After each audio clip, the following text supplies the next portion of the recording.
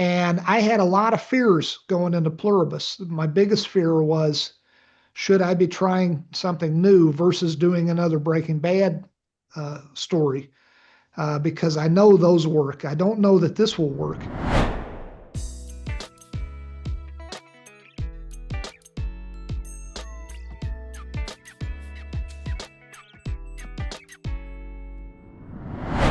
Yes, so hi, I'm Jonathan Bloomberg, writing for Movies in Sweden. Nice to meet you, Jonathan. I love your office there. That's cool. Yeah, well, the pleasure is all mine. I'm a huge fan.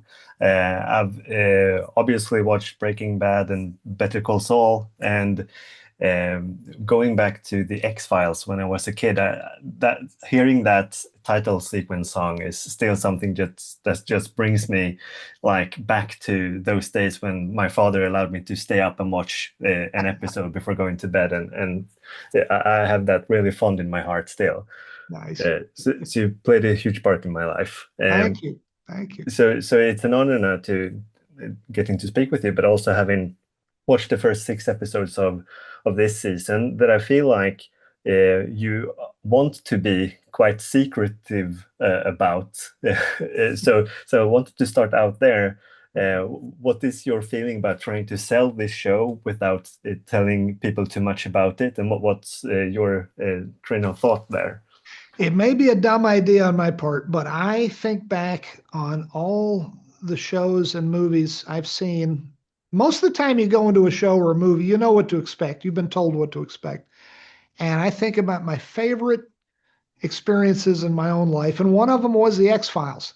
32 years ago, I was living in a little town in Virginia, my home state, on the East Coast of the United States, and I was flipping through the four channels of TV I had at the time. I was too cheap to have cable, and this new show came on a Friday night, and it was called The X-Files, and I didn't know anything about it. And I thought, what the heck is this? And within the first 5 minutes, I was hooked, and I loved it. And I loved it so much that I told my agent, I was a movie writer at the time, or was trying to be, and I told my agent, you got to watch this new show. And one thing led to another, and I wound up like I won the lottery. I wound up getting to be a writer for 7 years on the X Files, and that is a very fond memory for me, and that was a great experience. And I think about other movies I saw when I knew nothing about them, and I want that experience for the people who watch Pluribus. I want them to go in knowing as little as possible. And some people like that, other people not so much. But I want it. We live in a day and age where I feel like we all have too much information, and which is a funny irony because the folks who live in the world of Pluribus all know everything about each other, and Yeah. generally makes them very happy. But I think that's a funny irony. But I kind of like the opposite. I came to realize a few years ago that there are far more facts in this universe that I don't want to know than that I do want to know. There's so many questions that if you said, would you like to know what this person, what the worst thing they ever said about you was? Like, nope, don't want to know that. There's so many things Yeah. I don't want to know that I'm kind of approaching it that way.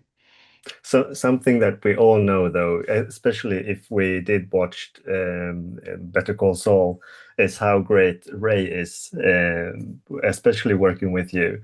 And I guess it was an easy choice putting her in the lead here. Could you talk a bit about working with her first on Better Call Saul and jumping into this now? Yes, I created this role for Ray Seehorn. I was thinking of it at about the time I started to get to know her. This is about 10 years ago. I started thinking about this idea, almost 10. And I started working with her at about the same time. And the original idea for this show, it was going to be a male protagonist. And then I got to know Ray, and I thought, I should write a show for a woman. And what better woman than Ray Seahorn?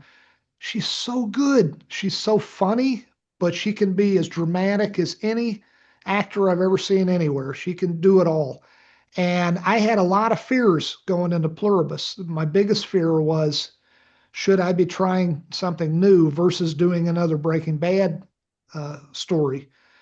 Because I know those work. I don't know that this will work. So I had a lot of fears and concerns, as I always do, because I'm an anxious person. But I had no doubt in my mind that Rhea Seehorn could carry a show, that she could be a star.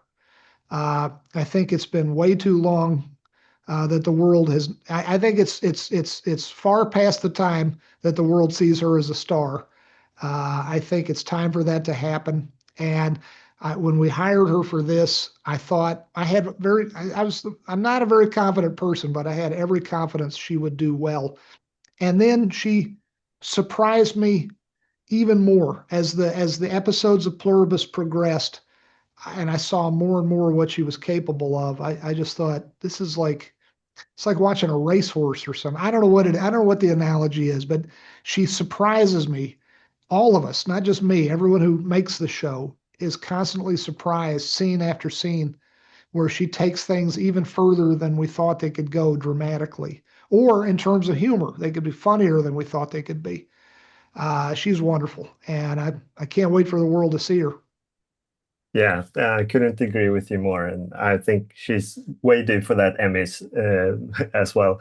So thanks a lot for taking your time to speak with me today, and best of luck with the premiere now. I'm sure it will go great. Oh, thank you, Jonathan. Thank you very much, and great to talk to you.